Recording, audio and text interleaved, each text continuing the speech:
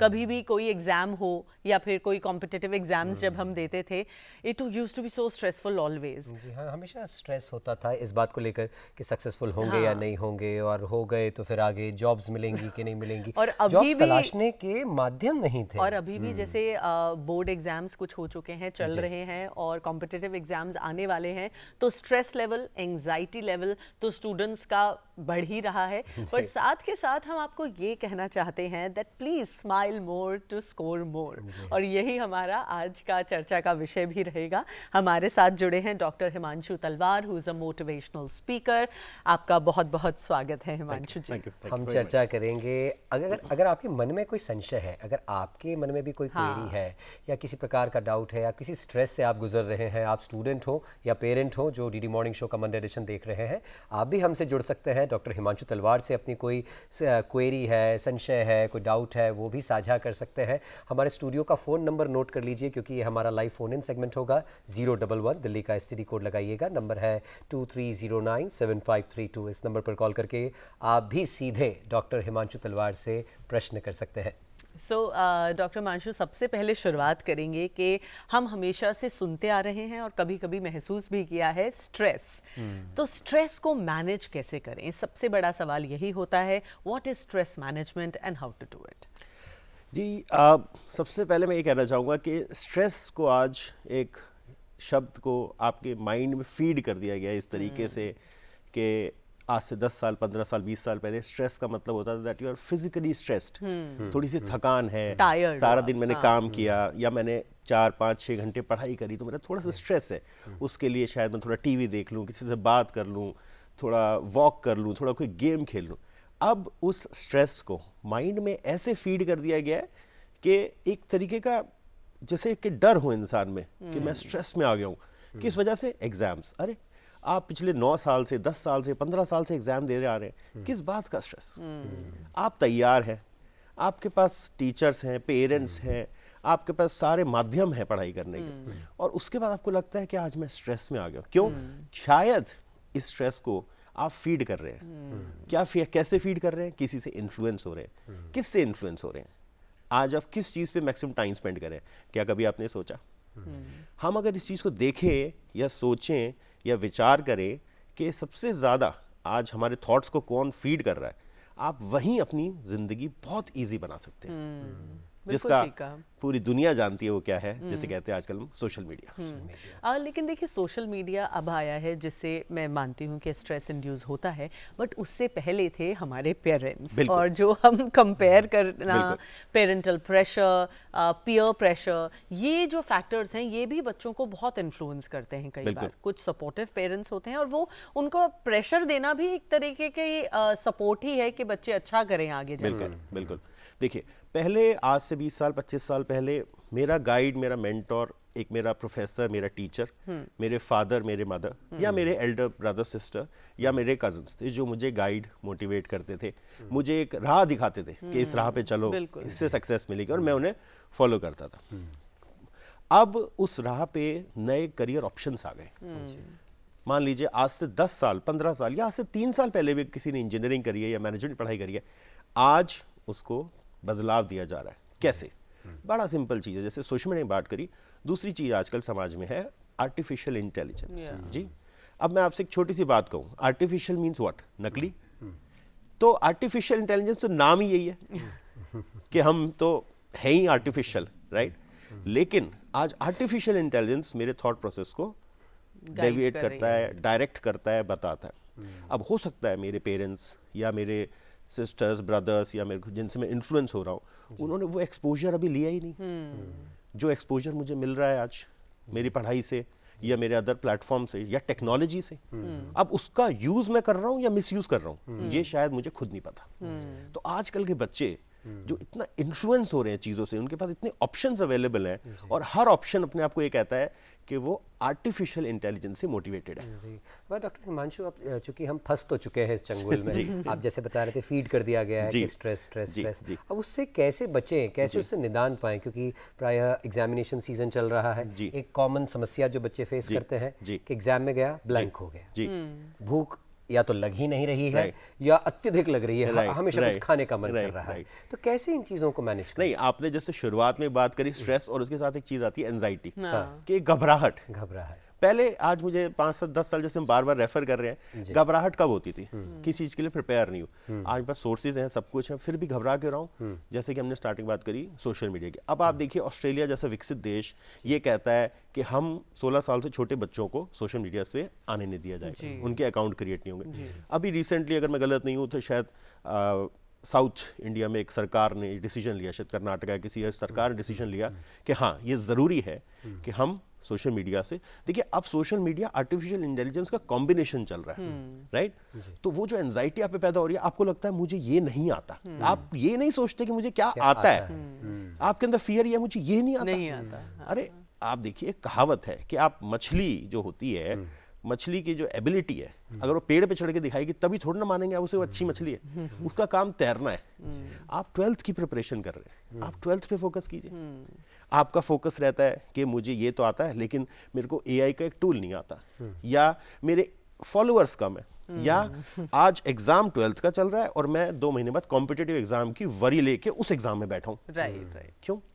इसका मतलब आप मल्टीपल चीजों से इन्फ्लुएंस हो रहे हैं। क्यों ना हम फोकस करें उन चीजों पे जिनसे मुझे सक्सेस मिलनी है। यानी कि मेरे लिए सबसे बड़ी सक्सेस आज है 12th में 10th में अच्छा स्कोर करना। पर जैसे हम बात कर रहे थे कि अगर पेरेंट्स हैं या पीयर्स हैं, उन लोगों के लिए भी ये जानना बहुत ज़रूरी है कि बच्चों के स्ट्रेस रिलीज़ के क्या क्या एवेन्यूज़ होने चाहिए, कि ज़रूरी नहीं है कि हम 18 घंटे पढ़ रहे हैं तभी हम अच्छा स्कोर करेंगे, कि हम कट ऑफ कर लिया फ्रेंड से, सोशल मीडिया से, तो हम अच्छा स्कोर करेंगे। You have to actually smile and live life also to score better. आप देखिए, आज एक नया टर्म जो सोसाइटी में बहुत तेजी से अब आ रहा है, वो आ रहा है काउंसलर्स या काउंसलिंग, कि काउंसलिंग की जरूरत है। तो ये काउंसलिंग की जरूरत टॉप टू बॉटम है। अगर आप ये कहें कि मैंने अपने बच्चे को बहुत अच्छी काउंसलिंग दिलाई और उसका करियर बनने वाला या बन रहा है बहुत अच्छा, हो सकता है एज अ पेरेंट मुझे भी कुछ अंडरस्टैंडिंग डेवलप करनी है। और सबसे अच्छी बात, भारत सरकार की हर मिनिस्ट्री में ऐसे किसी तरीके से आज काउंसलर्स एम्पैनल्ड है, सपोर्ट है, ऐसी स्कीम्स हैं। ग्रास रूट लेवल तक सरकारी स्कूलों के थ्रू सरकार उन काउंसलर्स को वहां तक भेजती है। और मैं एक बात और यहाँ पे अप्रिशिएट करना चाहूंगा मीडिया की भी। मीडिया जो चौथा स्तंभ है हमारे कॉन्स्टिट्यूशन का, आज मीडिया भी उस ग्रास रूट लेवल तक जाके ये असेस करता है कि हाँ, वहाँ बच्चों को ये मिला या नहीं मिला, मिला तो कैसा मिला। आपने बहुत सारे आज ऐसे एग्जाम्पल्स हैं जहाँ पे ये देखा जाता है कि बच्चे पढ़ने में अच्छे हैं तो टीचर पढ़ाने में कितने अच्छे हैं, राइट, काउंसलर एडवाइस देने में कितने अच्छे हैं। आज असेसमेंट होती है हर चीज़ की, हम असेसमेंट मॉडल को इंप्लीमेंट करते हैं। यही असेसमेंट मॉडल मेरे को लगता है, और जो मैं कहना चाहूँगा, मतलब रिक्वेस्ट है सबसे, कि बच्चों का तो ज़रूरी है बट एज अ पेरेंट भी वेरी इंपॉर्टेंट, एक रिस्पॉन्सिबिलिटी की तरह उसे देखा जाए कि हो सकता है शायद आपका बच्चा जो करियर, मान लीजिए वो कहता है मैं इंजीनियरिंग करूंगा लेकिन मैं एआई में स्पेशलाइजेशन करूंगा फॉर एग्जांपल। अब एआई तो टर्म ही 5 साल पहले इजाद हुई है और आपकी इंजीनियरिंग आज से 25 साल पुरानी। तो अगर मैं उस काउंसलिंग को अटेंड करता हूँ या ऐसे किसी समर्थ, सक्षम और एजुकेटेड आदमी से मिलकर उसको समझता हूँ, तो मेरे ख्याल से आप अपने बच्चे को बेटर गाइड कर सकते हैं, बेटर वे में मोटिवेट खुद कर सकते हैं कि हाँ, ये बहुत ज़रूरी है आगे के लिए। हम भी समझ रहे हैं, आपको भी समझना चाहिए। और डॉक्टर तलवार, जैसे असेसमेंट की बात आपने की, परीक्षा एक टर्म ही ये ऐसा बना दिया गया है समाज में कि एग्जाम्स मतलब फियर या प्रेशर। बिल्कुल, क्योंकि परीक्षा कोई नया शब्द नहीं है या परीक्षा कोई नया कार्यक्रम नहीं है। किसी तरीके की परीक्षा रोज दे रहे हैं। परीक्षा गणपति और कार्तिकेय ने भी दी थी, सीता माँ ने भी अग्नि परीक्षा दी थी। बिल्कुल। तो ये प्रेशर है या ट्रेनिंग ग्राउंड है? आप देखिए, रामायण, महाभारत, आप कोई भी ग्रंथ, कोई भी किताब उठाइए, उसमें पहली ये चर्चा होती है कि इस इंसान ने ये परीक्षा देके वो कुछ बना।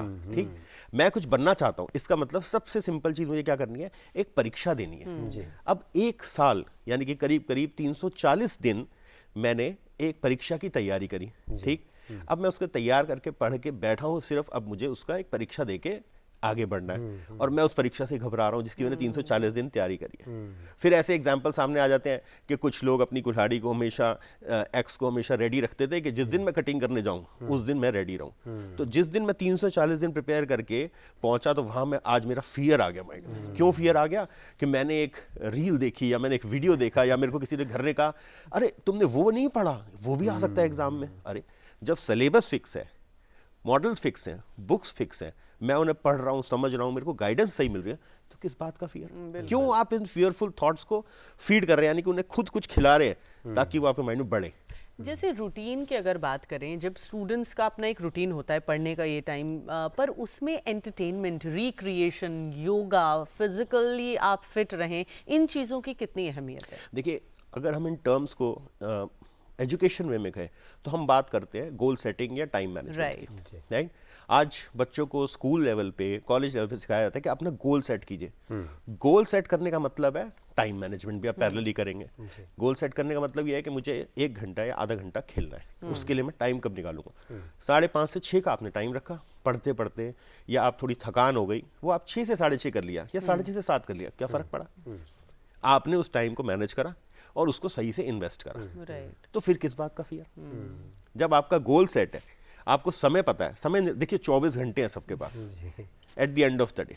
अगर एग्जाम में मैं 2 घंटे ज्यादा पढ़ लूंगा या 2 घंटे कम सो लूंगा तो मुझे कोई लगता नहीं मुझे ऐसी कोई थकान होनी चाहिए, बल्कि मेरा कॉन्फिडेंस और बूस्ट होना चाहिए बिल्कुल, कि आज मेरे में इतनी एनर्जी है कि मैंने 2 घंटे और इन्वेस्ट करे। उस 2 घंटे इन्वेस्ट करने से जो मेरे 90% आ रहे थे, अब वो मेरे 95% आए।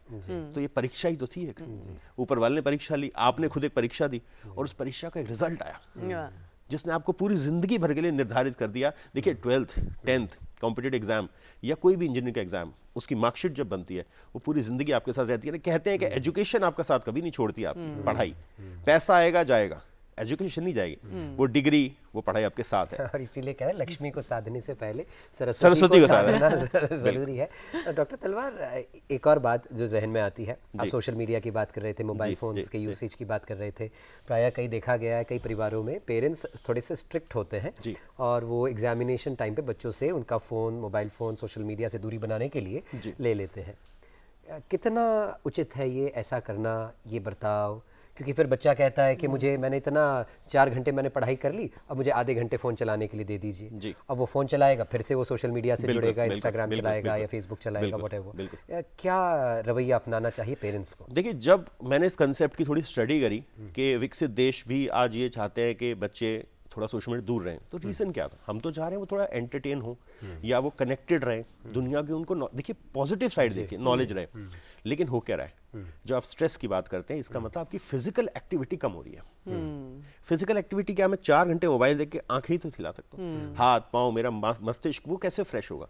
वो फ्रेश तब होगा जब मैं शायद खड़ा हूँगा, मैं अपनी पसंद का कोई गेम खेलूंगा या मैं 4 लोगों से मिलूंगा, मैं वॉक करूंगा, मैं रनिंग करूंगा, किसी एक एक्टिविटी में अपने आप को इन्वॉल्व करूंगा। अगर वो एक्टिविटी सिर्फ डिजिटल रह जाएगी तो इसका मतलब आपके माइंड और आपकी एक्टिविटी कनेक्टेड है, आपकी बॉडी रेस्ट लेवल पे है, यानी कि रेस्ट जो है अब वो स्ट्रेस में बदल रहा है। अब आप एक्टिविटी कर नहीं रहे, बैठे हुए हैं, वो रेस्ट स्ट्रेस हो रहा है, स्ट्रेस को ऊपर से फीड कर रहे हैं आप डिजिटली। अब आपके पेरेंट कहते हैं कि नहीं, समझिए, हम समझ रहे हैं, हमने आपको पाला बड़ा किया, हमें पता है कि आप स्ट्रेस में आ रहे हैं, तो इसका एक सोल्यूशन बड़ा सिंपल सा है, इसे साइड रखिए। वो रहा पार्क, वो आपके दोस्त, वो आपके मित्र या हम, आइए उस एक्टिविटी से बाहर आते हैं और थोड़ा फिजिकल एक्टिविटी में जाते हैं, बॉडी को मूव करते हैं। आई थिंक जो आप कह रहे हैं उसी को आगे बढ़ाते हुए, communication is also very important. Yes. जो पेरेंट्स का बच्चों के साथ या बच्चों का अपने ट्यूटर्स, गाइड, जो मेंटर्स हैं उनके साथ बना रहे निरंतर, क्योंकि कई बच्चे अपने आप को बिल्कुल बाहरी दुनिया से अलग कर लेते हैं, काट लेते हैं, बस उनकी किताबें, उनका कमरा अंधेरा करके बस उसी में पढ़ाई करते हुए दिन रात देखे जाते हैं। बट ऐसे में हाउ इम्पोर्टेंट इज कम्युनिकेशन? आप देखिए, आज अगर मैं आज से 50 साल पीछे जाते हैं तो आपका बेस्ट काउंसलर शायद आपका एक दोस्त था या आपके दादा या आपके दादी या आपके फादर थे।